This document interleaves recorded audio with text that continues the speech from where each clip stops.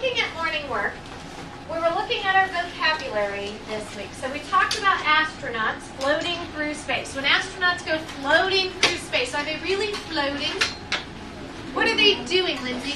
They're free, or it's called free fall, but they're free falling. Right, they're free falling. Yes, like the song, free falling. They're free falling. They're not really just floating. The gravity isn't there, and so they're free falling in space. Okay? All right, if we look at number 2, we talked about the orbit. Okay, it says it's not round, it's kind of a circular shape. Not a circular shape, but it's this shape, our science word. Kylie? Elliptical. It's that elliptical shape. Okay? All right, number 3 and 4 are very, very similar. Gravity is what kind of a force? What do we know about gravity? Brooke, what do I know about gravity? It pulls us down. It pulls us down. So on Earth, it's pulling me to the Earth. But where is it pulling the Earth then? To the sun. So this arrow that points to the sun, that must be gravity, right? All right, what balances, what works with gravity in order to get that elliptical orbit?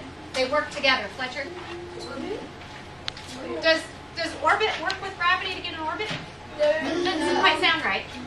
Inertia. Remember? Inertia travels in that straight line. That's what Norma told us earlier. Inertia travels in a straight line.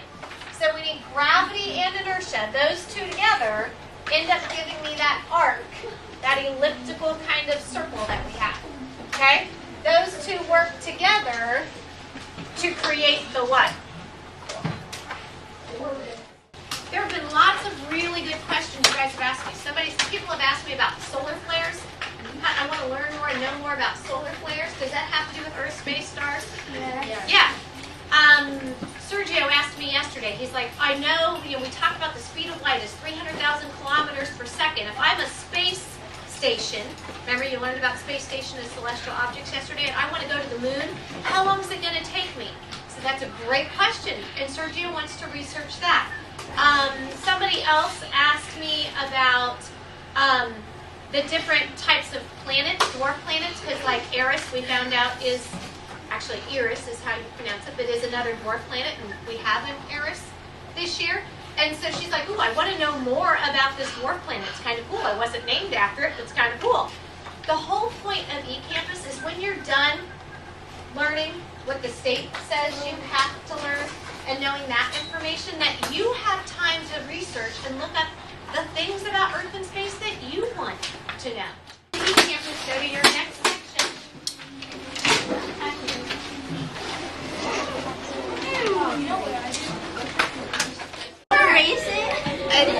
I didn't have any literally. Except for the modern. Okay. What else do we need? What do we need? Stuff to make a fire. Yeah, but it would be very cold. And it would have. It says Another country.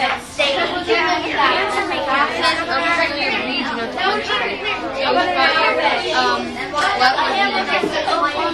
issues or like Directions to read, guys, unless we're going to an unknown region, you might want to bring campus out to write down a map of the region. It's unknown. How do you know where everything is? Yeah, you write down a map. All right, so Eli, what do you think about the way that you're learning this year involving both the computer and the teachers? Well, yesterday it got kind of boring listening to our substitute talk the whole day and in lab, and so I think it's more fun on the computers, and you get to watch videos and that kind of stuff. So does watching the videos and working at your own pace help you learn the material better? Basically, yeah. Basically? Okay, cool. Go ahead. And you don't have to ask over and over and over again what the teacher said.